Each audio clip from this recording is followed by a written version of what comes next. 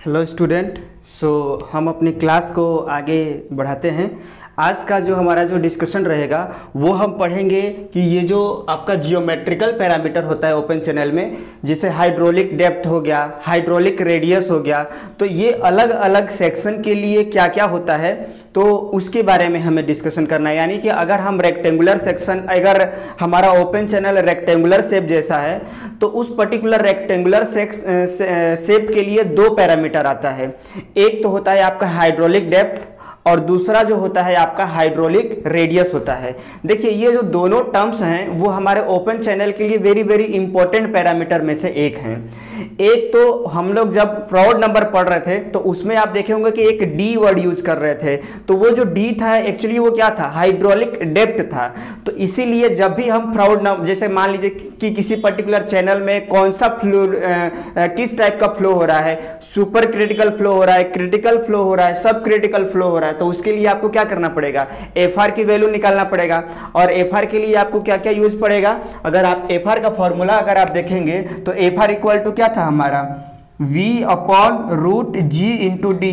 Clear है। तो अगर हमें यह पता करना होगा कि that particular channel which type of flow is occurring, is it a super critical, critical और सब क्रिटिकल, तो you have to calculate Froude number. Clear है। And for Froude number you know the velocity as well as hydraulic depth. तो अगर हमें अलग अलग section के लिए ऑलरेडी पता हो कि हाइड्रोलिक डेप्थ की वैल्यू क्या होती है या हाइड्रोलिक डेप्थ होता क्या है, तो हम इजिली एफ आर की वैल्यू निकाल के टाइप्स ऑफ फ्लो पता कर सकते हैं। वैसे ही अगर एक तो ये तो रहा हमारा हाइड्रोलिक डेप्थ का क्या सिग्निफिकेंस है, कहां पे इसका यूज होने वाला है और क्यों हम कैलकुलेट कर रहे हैं। अगर हम हाइड्रोलिक रेडियस का बात करें तो ये अलग अलग जो फॉर्मूला, जैसे मैनिंग फॉर्मूला हम लोग ऑलरेडी एक ओपन फ्लो में पढ़े हैं और यहां भी पढ़ेंगे, एक बार और रिकैप करेंगे, तो वहां आर का यूज होता है। तो वो अगर हमें उस फॉर्मूला को फाइंड आउट करना होगा तो ऑब्वियसली हमें हाइड्रोलिक रेडियस पता होना चाहिए। तो इसलिए हम लोग क्या करेंगे कि अलग अलग सेक्शन के लिए hydraulic radius as well as hydraulic depth की वैल्यू क्या होती है वो हम लोग इस पर्टिकुलर लेक्चर में कैलकुलेट करने वाले हैं। क्लियर है। तो अल्टीमेटली हमारा गोल क्या है, आर और डी निकालना। आर क्या है हमारा, हाइड्रोलिक रेडियस, और डी हमारा क्या है, हाइड्रोलिक डेप्थ। क्लियर है ये। तो चलिए हम लोग अपनी क्लास को स्टार्ट करते हैं। तो अगर हम जियोमेट्रिकल पैरामीटर ऑफ चैनल का बात करें तो सबसे पहले उसमें जो 6 मेन पैरामीटर होते हैं जिसको कि हमें जानने की जरूरत है। पहला पैरामीटर होता है डेप्थ ऑफ द फ्लो, मतलब कि फ्री सरफेस से हमारे जो चैनल के सबसे बॉटम पॉइंट है, सबसे लोवेस्ट पॉइंट है, उनके बीच में टोटल जो डेप्थ है वो हाइट कितना है उसको हम लोग क्या बोलते हैं, डेप्थ ऑफ द फ्लो। यानी कि अगर मान लीजिए कि इस पर्टिकुलर चैनल में हमारा अगर फ्लूइड फ्लो हो रहा है और ये हमारा फ्री सरफेस है, तो फ्री सरफेस से लेके और इस पर्टिकुलर चैनल के सबसे बॉटम पोर्शन या सबसे लोवेस्ट पोर्शन के बीच का हाइट को ही हम लोग क्या बोलेंगे, depth of the flow. Clear है। तो डेप्थ ऑफ द फ्लो क्या हो गया, it is a vertical distance of the lowest point of channel section from the free surface.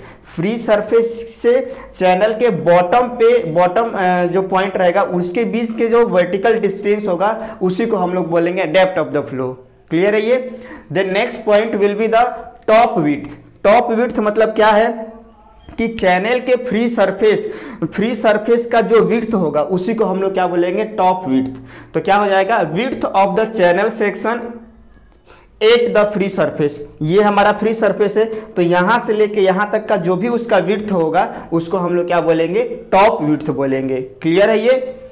Then wetted area. Wetted area का मतलब ये हुआ कि जैसे ये जो यहाँ पे मान लीजिए ये वाटर है, यहाँ पे ये फ्लो हो रहा है, तो ये टोटल कितने एरिया को वेट कर रहा है, मतलब कि अगर ये फ्लूइड फ्लो हो रहा है तो ऑब्वियसली क्या हो रहा है, इस पूरे एरिया को वो क्या कर रहा है, वेट कर रहा है। तो हम वेटेड एरिया का मतलब ये है कि जो अब जैसे मान लीजिए कि चैनल ऐसा भी तो हो सकता है ना कि हमारा ये चैनल इतना बड़ा ये डैम में हो, तो अब आप बोलेंगे कि इसका भी तो अगर यहाँ से हम लोग डिस्कस करें तो ये होल एरिया भी एक हो सकता है और एक ये एरिया हो सकता है। तो हम लोग क्या डिस्कस कर रहे हैं, ओनली वेटेड एरिया, मतलब जहां तक हमारा जो पानी है फिलअप है और जितने वो एरिया को वेट करने के कोशिश कर रहा है उस एरिया को कैलकुलेट करेंगे, वो हमारा होगा क्या, वेटेड एरिया। नहीं तो अदरवाइज हमारा एरिया क्या हो जाता है, अगर देखा जाए तो इस पर्टिकुलर चैनल के लिए यहां से लेके ये मतलब ये भी एरिया ऐड हो जाता है। क्लियर है? तो इस एरिया को हम लोग वेट नहीं कर रहे हैं, जहां तक हमारा लिक्विड फिलअप है उसी एरिया को ले रहे हैं, इसीलिए हमने क्या वहां लिखा है, वेटेड एरिया।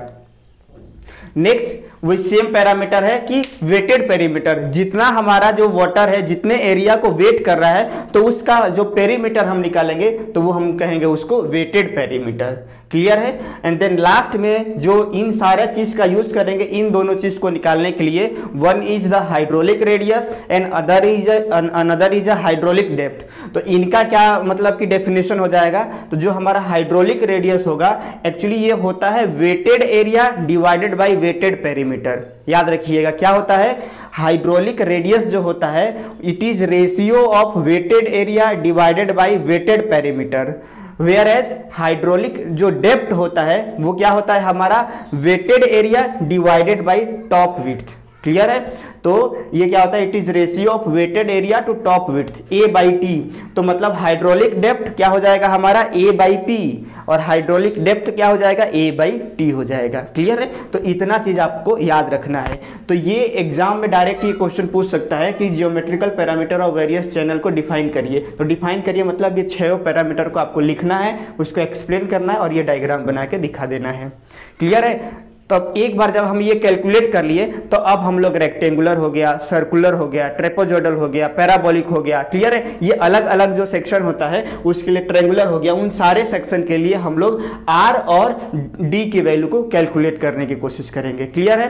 तो और ये इंपॉर्टेंट भी है। क्लियर है? तो चलिए सबसे पहला वाला सेक्शन हम लोग लेते हैं रेक्टेंगुलर सेक्शन, कि अगर कोई रेक्टेंगुलर सेक्शन दिया होगा तो उसके लिए हाइड्रोलिक रेडियस की वैल्यू क्या होगी और उसके लिए हाइड्रोलिक डेप्थ की वैल्यू क्या होगी, ये हम लोग कैलकुलेट करना है। तो सबसे पहले हम लोग क्या जानते हैं कि हाइड्रोलिक जो रेडियस होता है उसका फॉर्मूला क्या होता है कि weighted area divided by wetted perimeter, यही होता है। और हाइड्रोलिक डेप्थ का क्या फॉर्मूला होता है, wetted area divided by top width. तो मतलब इन दोनों को निकालने के लिए हमें 3 पैरामीटर की जरूरत है कि उस पर्टिकुलर रेक्टेंगुलर सेक्शन का वेटेड एरिया क्या होगा, वेटेड पेरीमीटर क्या होगा और टॉप विड्थ क्या होगा। अगर ये 3 पैरामीटर अगर हम निकाल लेते हैं तो हमारा ये जो दोनों टर्म्स है वो निकल जाएगा। तो देखिए अगर ये एक रेक्टेंगुलर सेक्शन है और ये इसका फ्री सरफेस है, तो फ्री सरफेस है तो ये वाला जो यहाँ से लेके यहाँ तक का विड्थ होगा वही उसका टॉप विड्थ के बराबर होगा, जिसको कि हम टी से डिनोट करते हैं। और इसका डेप्थ क्या हो जाएगा, फ्री सरफेस से लेके लोवेस्ट पॉइंट, वो तो ऑब्वियसली रेक्टेंगुलर है तो थ्रू आउट सेम है तो y के बराबर हो जाएगा। और ये हमने दिखाया है कि जो भी हमारा जो पर्टिकुलर चैनल है उसका विड्थ b है। तो अब अगर हम एरिया कैलकुलेट करना चाहें कि वेटेड एरिया कितना होगा, तो पानी कितने एरिया को वेट कर रहा है, देखिए पानी यहाँ तक फिल है इस तरीके से। क्लियर है? तो मतलब कितने एरिया को ये वेट कर रहा है, यहाँ से लेके यहाँ तक का y और प्लस ये b जो विड्थ है उसके बराबर। तो हमारा वेटेड एरिया कितना हो जाएगा, यहाँ पे लिख लीजिए वेटेड एरिया, वेटेड पेरीमीटर। तो वेटेड एरिया कितना हो जाएगा, b इंटू वाई हो जाएगा। क्लियर है? एरिया हमारा क्या हो जाएगा, b इंटू वाई हो जाएगा। अब अगर हम लोग वेटेड पेरीमीटर का बात करें तो कितने एरिया को ये वेट कर रहा है, तो एक तो ये वाला लेंथ को वेट कर रहा है। पेरीमीटर मतलब कि क्या, कितने लेंथ को वो वेट कर रहा है, यही होता है पेरीमीटर। तो रेक्टेंगल का तो अलग होता है, लेकिन यहाँ पे क्या करना है, हमें वो पर्टिकुलर एरिया निकालना है, वो पर्टिकुलर लेंथ निकालना है जहां को वो हमारा वाटर वेट कर रहा है। तो ये वाले लेंथ को यहाँ से लेके यहाँ तक का वेट कर रहा है मतलब y, यहां से लेके यहां तक की लेंथ को वो वेट कर रहा है तो मतलब प्लस b, यहां से लेके यहां तक के लेंथ को वो वेट कर रहा है तो मतलब y। तो टोटल इतना को ही वो क्या कर रहा है, वेट कर रहा है। तो इसका मतलब कि वेटेड हमारा पेरीमीटर क्या हो जाएगा रेक्टेंगल के लिए, यहाँ पे b प्लस 2y। क्लियर है ये? तो एरिया हो गया b इंटू वाई और वेटेड पेरीमीटर क्या हो गया, b प्लस 2y हो गया। ठीक है यहाँ तक। और टॉप विड्थ किसके बराबर हो जाएगा, वो हमारा b के बराबर हो जाएगा। तो अब एक बार ये तीनों पैरामीटर अब हम लोग निकाल लिए, तो अब हम लोग नेक्स्ट कैलकुलेट कर लेते हैं और फॉर्मूला में पुट कर देते हैं। तो हाइड्रोलिक रेडियस का फॉर्मूला क्या होता है, wetted area divided by wetted perimeter, मतलब b into Y divided by b plus 2y हो जाएगा। तो ये हमारा रेक्टेंगुलर सेक्शन के लिए हाइड्रोलिक रेडियस का फॉर्मूला हो गया। लेकिन मान लीजिए कि कभी कोई एक ऐसा स्पेशल केस होता है कि जब हमारा जो विड्थ जो है, जो पर्टिकुलर चैनल का जो विड्थ है वो बहुत ज़्यादा है उसके डेप्थ के कंपेयर में, तो अब उस केस में हमारा विड्थ बहुत ज़्यादा है, मतलब कि b is much much much greater than y। तो इसका मतलब b में आप कुछ भी ऐड करेंगे तो कुछ ज़्यादा मतलब चेंज नहीं आएगा, वो b के बराबर ही रहेगा, क्योंकि b की वैल्यू मान लीजिए 1 लाख मतलब कि 1000 है और y की वैल्यू 1 है, तो उसका क्या ही ज़्यादा सिग्निफिकेंस आएगा। तो उस केस में हम क्या कर सकते हैं, b प्लस 2y को रिप्लेस कर दे सकते हैं केवल b से। तो उस केस में हमारा जो रेडियस हो जाएगा, जो हाइड्रोलिक रेडियस हो जाएगा, वो किसके बराबर हो जाएगा, केवल डेप्थ के बराबर हो जाएगा, y के बराबर हो जाएगा। तो ये एक स्पेशल केस है कि फॉर वाइड रेक्टेंगुलर सेक्शन जहां पे b की वैल्यू बहुत बहुत बहुत ज़्यादा हो जाती है उसके डेप्थ के कंपेयर में, तो उस केस में हमारा जो हाइड्रोलिक रेडियस है वो उसके डेप्थ के बराबर हो जाता है। और नॉर्मल केस में एक जनरल फॉर्मूला क्या हो जाएगा उसका, wetted area divided by perimeter, जो किसके बराबर हो जाएगा, b into Y plus b plus 2y के बराबर हो जाएगा। ठीक है, ये क्लियर है यहाँ तक। अब नेक्स्ट देखते हैं हम लोग हाइड्रोलिक डेप्थ। तो हाइड्रोलिक डेप्थ का फॉर्मूला क्या होता है, wetted area divided by top width. तो वेटेड एरिया कितना है, b इंटू वाई, और टॉप विड्थ किसके बराबर है, b के बराबर है। तो मतलब इस केस में हमारा हाइड्रोलिक डेप्थ किसके बराबर आ गया, रेक्टेंगुलर केस के लिए y के बराबर आ गया। मतलब हाइड्रोलिक डेप्थ जो है वो डेप्थ के बराबर आ जाए, डेप्थ ऑफ फ्लो के बराबर हो गया। क्लियर है ये। तो यहाँ पे हमारा रेक्टेंगुलर सेक्शन कंप्लीट होता है, जिसके लिए हमने r भी कैलकुलेट कर लिया और d भी कैलकुलेट कर लिया। अब हम लोग मूव करते हैं ट्रायंगुलर सेक्शन के लिए, कि अगर हमारा जो चैनल है, जो फ्लो ऑफ चैनल है, अगर वो ट्रायंगुलर होता है तो उस केस में हमारा r और d की वैल्यू क्या होने वाली है। तो देन वही सेम चीज करेंगे कि देखिए ये हमारा मान लेते हैं कि चैनल है जिसमें हमारा फ्लो हो रहा है, और ये हमारा जो है वो फ्री सरफेस है। तो यहाँ से लेके यहाँ तक का विड्थ जो है वो हमारा t हो जाएगा, जिसको कि टॉप विड्थ बोलेंगे, और ये टोटल जो y हो गया ये डेप्थ के बराबर हो गया। अब हम लोग एक चीज यहाँ पे ये कंसीडर करते हैं कि मान लेते हैं कि इस पर्टिकुलर ट्रायंगल का ये जो स्लोप है वो m के बराबर है, यानी कि हॉरिजॉन्टल में m डिस्टेंस चलने पे वर्टिकल में 1 मीटर का ट्रेवलिंग हो रहा है। मतलब अल्टीमेटली m जो है वो एक्चुअली वो स्लोप के बराबर है। तो मान लीजिए कि अगर m जो है वो स्लोप के बराबर है, ये स्लोप के बराबर है, तो ये वाला जो और ये वर्टिकल डिस्टेंस y है, तो ये वाला डिस्टेंस कितना हो जाएगा, m इंटू वाई हो जाएगा, और ये वाला भी m इंटू वाई हो गया। इसका मतलब ये हुआ कि अगर मान लेते हैं कि अगर ये y है और इसका ये जो स्लोप है उसको हम m बोल रहे हैं, तो स्लोप किसके बराबर होता है, m डिवाइडेड बाई ये वाला हॉरिजॉन्टल डिस्टेंस, ये वाला डिस्टेंस। तो ये वाला डिस्टेंस को मान लेते हैं मैं t बोला हूँ तो t/2 बोल देता हूँ। तो हमारा t/2 की वैल्यू कितना हो जाएगी, my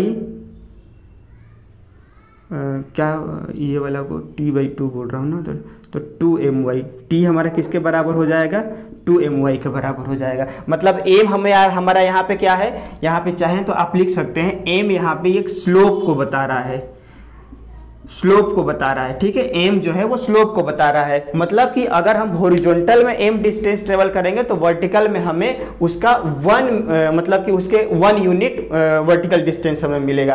तो m जो है वो स्लोप को बता रहा है। तो m की वैल्यू, तो टोटल t की value in terms of m कितना हो जाएगा, 2my। तो 2my, तो मतलब अगर ये मिडिल में है तो ये हो जाएगा my और ये हो जाएगा my। क्लियर है। तो इस तरीके से अब हम अगर स्लोप के फॉर्म में अगर हम इसको लिख लिए हैं, तो अब अगर हमें इसका एरिया निकालना होगा तो कितना हो जाएगा। तो मान लेते हैं कि ये सेक्शन 1 हो गया और ये सेक्शन 2 हो गया, तो टोटल एरिया क्या हो जाएगा, सेक्शन 1 का एरिया प्लस सेक्शन 2 का एरिया। और सेक्शन 1 का एरिया क्या हो जाएगा, ट्रायंगल का एरिया क्या होता है, 1/2 वर्टिकल डिस्टेंस इंटू ये बेस, तो 1/2 इंटू my ये base multiply by height y। और टोटल 2 सेक्शन है और दोनों मतलब कि क्या है, सिमिलर है, तो 2 से मल्टीप्लाई कर दिए। तो अल्टीमेटली हमारा जो वेटेड एरिया है वो किसके बराबर कितना हो जाएगा, हमारा my² के बराबर हो जाएगा। क्लियर है ये। अब अगर हम लोग इसका वेटेड पेरीमीटर का बात करें तो पेरीमीटर क्या हो जाएगा, यहां से लेके यहां तक के डिस्टेंस को वेट कर रहा है और यहां से लेके यहां तक के डिस्टेंस को वेट कर रहा है। तो इसका मतलब ये वाला लेंथ और ये वाला लेंथ किसके बराबर हो जाएगा, अगर ये y डिस्टेंस है और ये my डिस्टेंस है तो ये वाला लेंथ किसके बराबर हो जाएगा, √my² प्लस y²। और इसको फिर क्योंकि ये वाला और ये वाला सिमिलर है तो उसको 2 से मल्टीप्लाई कर दिए। तो अल्टीमेटली जब इसको हम लोग सॉल्व करेंगे तो हमारा वेटेड पेरीमीटर किसके बराबर आ जाएगा, 2y√/m² प्लस 1 के बराबर आ जाएगा। तो इस तरीके से हमारा वेटेड एरिया निकल गया, वेटेड पेरीमीटर निकल गया, और टॉप विड्थ किसके बराबर हो जाएगा वो तो हमने ऑलरेडी कैलकुलेट किया है, 2my के बराबर हो जाएगा। तो अब हम लोग फॉर्मूला में वैल्यू पुट कर लेते हैं। तो हाइड्रोलिक रेडियस क्या हो जाएगा, weighted area divided by wetted perimeter, तो my² / 2y√/1 plus m²। Clear है। और हाइड्रोलिक डेप्थ किसके बराबर हो जाएगा, my² / 2my। तो जब हम इसको सॉल्व करेंगे तो हमारा डेप्थ किसके बराबर आ जाएगा, y/2 के बराबर आ जाएगा। मतलब ट्रायंगुलर के लिए, रेक्टेंगुलर के लिए हमारा हाइड्रोलिक डेप्थ के बराबर आया था, और ट्रायंगुलर के लिए हाइड्रोलिक डेप्थ रेक्टेंगल के डेप्थ के हाफ के बराबर होता है। क्लियर है। और हाइड्रोलिक रेडियस इस टर्म में आया है। अगर यहाँ भी हम एक स्पेशल केस लगा देते हैं कि मान लेते हैं कि अगर हमारा ये जो स्लोप है या ये जो है वो 45 डिग्री पे है, तो जब 45 डिग्री पर होगा तो उसके लिए थीटा की वैल्यू अगर 45 है तो एम स्लोप किसके बराबर हो जाता है, एम टेन थीटा, और 10 45 किसके बराबर हो जाएगा, 1। तो अगर हमारा ये वाला जो एंगल 45 होगा तो उस केस में हमारा m की वैल्यू मतलब स्लोप की वैल्यू 1 हो जाएगी। तो उस केस में जो हमारा हाइड्रोलिक डेप्थ होगा वो y/2√2 के बराबर हो जाएगा। क्लियर है। तो अल्टीमेटली देखिए ये सब आपको याद रखने की जरूरत नहीं है। आपको याद क्या रखना है, हाइड्रोलिक डेप्थ का रेडियस या फॉर्मूला याद रखना है, हाइड्रोलिक रेडियस और हाइड्रोलिक डेप्थ दोनों का फॉर्मूला याद रखना है, और रेक्टेंगुलर के लिए वेटेड एरिया कैसे निकालेंगे, वेटेड पेरीमीटर क्या निकालेंगे, और टॉप विड्थ कितना होगा, अगर वो याद कर लेंगे फॉर्मूला में पुट करके आपको निकाल लेना है। वैसे ही ट्रायंगुलर के लिए, और इसके बाद भी आगे आने वाले स्लाइड में भी और भी हम लोग 3 या 4 2-3 और हम लोग देखेंगे ये सेक्शन अलग अलग। तो उसके लिए तो सेम आपको यही करना है, 3 पैरामीटर याद निकालने आना चाहिए आपको, और 2 फॉर्मूला याद होने चाहिए, हाइड्रोलिक डेप्थ और हाइड्रोलिक रेडियस के लिए। तो ये आपका फिर वो आप निकाल लेंगे इजीली। ठीक है। तो यहाँ तक ये 2 कंप्लीट हुआ। नेक्स्ट स्लाइड में हम लोग बाकी 3 को भी कंप्लीट करते हैं।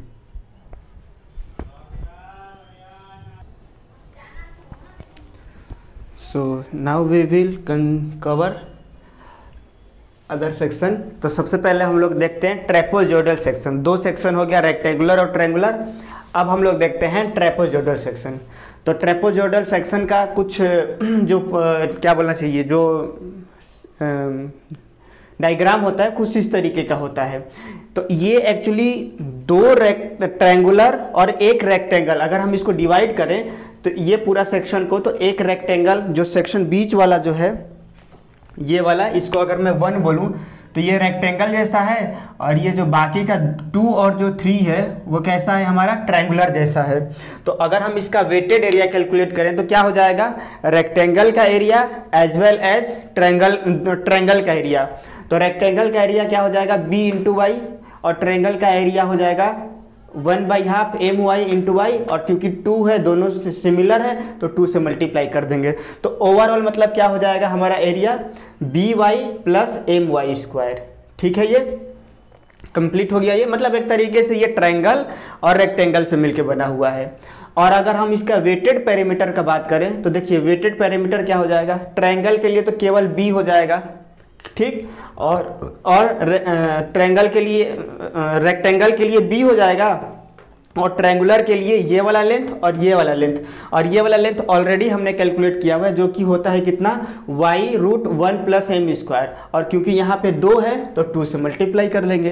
क्लियर है। मतलब आप ऐसा देखिए कि ये वाला लेंथ कितना है, y है, और ये वाला कितना है, my, तो इसका ये वाला लेंथ ही वेटेड पेरीमीटर होगा। तो ये किसके बराबर हो जाएगा, √y² प्लस m²y²। अब यहाँ से y कॉमन ले लेंगे तो क्या हो जाएगा, आपका y कॉमन आ जाएगा तो रूट से बाहर तो केवल y बचेगा प्लस 1/m², और क्योंकि ये 2 है तो 2 टाइम मल्टीप्लाई हो जाएगा। मतलब जो ट्रायंगल में हमने निकाला हुआ है बस उसी को दोनों को ऐड कर दिए हैं वेटेड पेरीमीटर में। और टॉप विड्थ किसके बराबर हो जाएगा, तो ये टोटल t होता है टॉप विड्थ, तो b + 2my के बराबर हो जाएगा। ठीक है ये। तो अब हम लोग को जब तीनों पता हो गया तो फिर तो सिंपल है। तो हाइड्रोलिक रेडियस कितना हो जाएगा, a/p, वैल्यू हमने पुट कर दिया। हाइड्रोलिक डेप्थ a/t, तो ये वैल्यू को पुट कर दिया। तो इस तरीके से तो मतलब आप ये याद रखेंगे तो कोई भी अगर न्यूमेरिकल अगर मान लीजिए देता है तो आप आराम से इस वैल्यू को पुट करके आप कैलकुलेट कर सकते हैं। ठीक है ये। तो ट्रेपोजोइडल बस ये था कि वो रेक्टेंगुलर और ट्रायंगुलर दोनों का एक कॉम्बिनेशन था। अब नेक्स्ट हम लोग देख लेते हैं थोड़ा सर्कुलर के बारे में।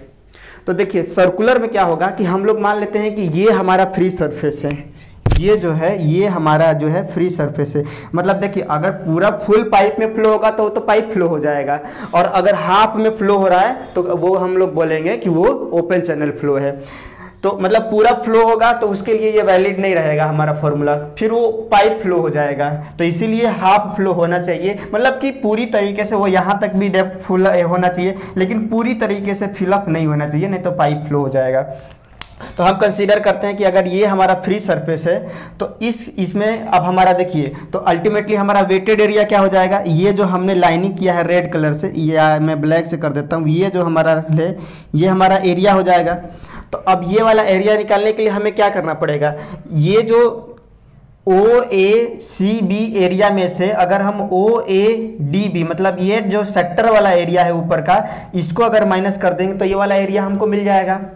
अब आप बोलेंगे कि सर ये वाला एरिया कैसे निकालेंगे, तो इस वाला एरिया का फॉर्मूला हमारा क्या हो जाएगा कि जैसे देखिए अगर ये एंगल अभी कितना है, यहाँ थीटा है, यहाँ थीटा है 2 थीटा, अगर यही एंगल यहाँ पे मान लेते हैं कुछ इस तरीके से हो जाता, ठीक है, तो अगर ये एरिया ये वाला एरिया जो होता है अगर 2 पाई होता है, अगर ये वाला एंगल जो है वो अगर 2 पाई होता तो उस समय एरिया किसके बराबर हो जाता है, पाई आर स्क्वायर का हो जाता है। तो जब हमारा एंगल 2 थीटा हो जाएगा तो उस समय हमारा इस पर्टिकुलर रेक्टेंगल ये जो सर्कुलर सेक्शन है उसका एरिया कितना हो जाएगा, 2 pi r square upon 2 theta 2 pi into 2 theta के बराबर हो जाएगा। मतलब अगर टोटल एंगल 2 पाई है तब एरिया पाई आर स्क्वायर है, तो जब एंगल 2 थीटा होगा तो कितना होगा, तो pi r square upon 2 pi into 2 theta. तो अब मैथमेटिक्स में ये पढ़े होंगे कि कैसे सेक्टर का एरिया निकालते हैं। तो ये सेक्टर के एरिया में से अगर ये ट्रायंगल को माइनस कर दें, अब ये ट्रायंगल का क्या हो जाएगा, तो जैसे देखिए ये वाला रेडियस मान लीजिए r है और ये एंगल थीटा बना रहा है, तो ये वाला कितना हो जाएगा, ये r ये जो हॉरिजॉन्टल है ये हमारा मतलब कि BD का जो वैल्यू हो जाएगा, अगर मैं यहाँ पे लिखूं BD का, तो BD की वैल्यू कितना हो जाएगी r साइन थीटा, और OD का क्या हो जाएगा r cos थीटा। क्लियर है। तो अब हम लोग देख लेते हैं, इसका निकालना है तो क्या हो जाएगा, तो ये ट्रायंगल का टोटल यहाँ से लेके यहाँ तक का जो विड्थ है वो कितना हो जाएगा, 2r साइन थीटा बोल सकते हैं। r साइन थीटा यहाँ तक का तो टोटल 2r साइन थीटा, और डेप्थ कितना हो जाएगा हमारा r cos थीटा, तो 1/2 2r sine theta multiply by r sine theta. तो अब जब हम इसको सॉल्व करेंगे तो हमारा कितना आ जाएगा, जब कट पिट करके जो भी pi r square minus r square by 2 sine 2 theta हो जाएगा। ठीक है। अब अगर हम इसका वेटेड पेरीमीटर का बात करें तो देन अगेन अगर एंगल फुल एंगल रहता 2 पाई एंगल रहता तब हमारा सर्कल का कितना हो जाता है पेरीमीटर 2 पाई आर हो जाता है। बट जब एंगल 2 थीटा है तब 2 थीटा है तो उस समय हमारा पेरीमीटर कितना हो जाएगा 2 थीटा आर के बराबर हो जाएगा। ठीक है। और टॉप विड्थ किसके बराबर हो जाएगा, तो ये हमारा फ्री सरफेस है तो ए बी जो होगा, जो लेंथ ए बी का होगा वही टॉप विड्थ होगा, तो वो किसके बराबर हो जाएगा 2r साइन थीटा के बराबर हो जाएगा।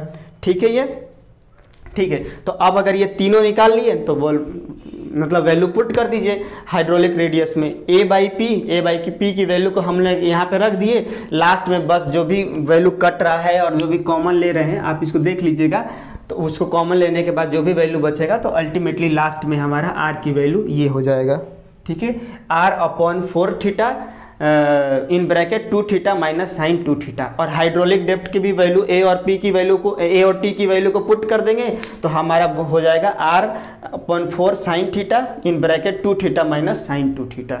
ठीक है। ये तो आप अगर ये वाला फॉर्मूला आपको याद रखने की ज़रूरत नहीं है, आपको ये पता होना चाहिए कि ये कैसे कैलकुलेट कर रहा है, फिर तो बस वैल्यू पुट करना है निकल जाएंगे, तो आपको रटने की ज़रूरत नहीं है ये सब चीज़ों को।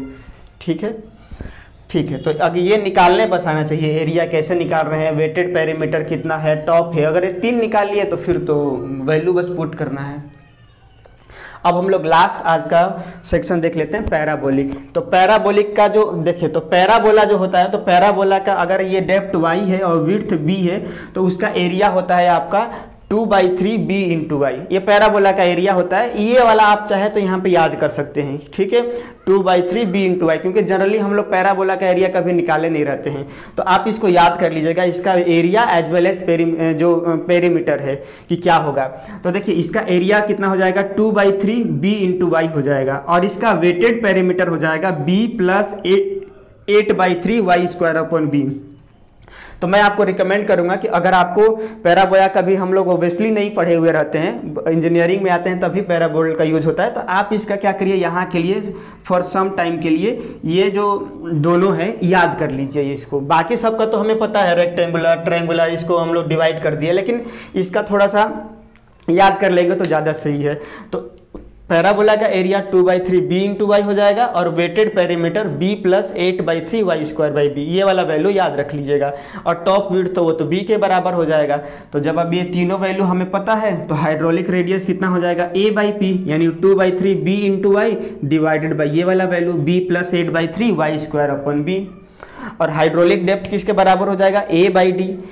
एरिया कितना, 2/3 b इंटू वाई, और d की वैल्यू कितना, यहाँ पे t की वैल्यू, सॉरी t की वैल्यू कितना है, b के बराबर है। तो जब हम इसको सॉल्व करेंगे तो हमारा जो d की वैल्यू आएगी यहाँ पे वो 2/3 वाई हो जाएगा हाइड्रोलिक पैराबोला के लिए। तो इस तरीके से ये जो 5 सेक्शन थे जो मेन थे हमारे एग्जाम के लिए, वो पांचों सेक्शन का हमने हाइड्रोलिक डेप्थ और हाइड्रोलिक रेडियस निकाल लिए।